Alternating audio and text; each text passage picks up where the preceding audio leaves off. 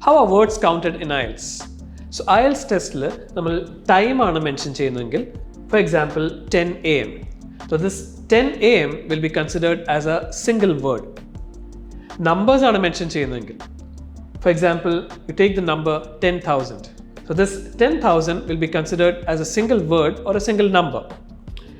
Dates ആണ് mention ചെയ്യുന്നതെങ്കിൽ, for example 10th June. 10th June, 10th is considered to be a single number and June as a single word if it's a IELTS listening test.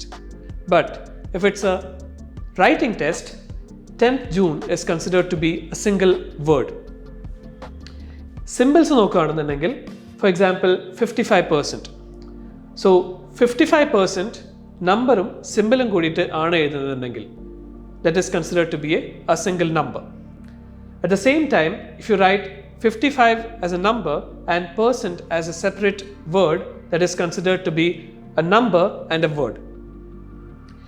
Any articles അല്ലെങ്കിൽ small words like a, and, all these are considered to be single words. ഇനി ഏറ്റവും important ആയിട്ടുള്ള ഒരു കാര്യം എന്ന് പറയുന്നത് hyphenated words ആണ്. So hyphenated words like up to date or check in, ഇങ്ങനെയുള്ള വേർഡ്സ് എല്ലാം ഒറ്റ വേർഡായിട്ട് തന്നെയാണ് കൺസിഡർ ചെയ്യുന്നത്.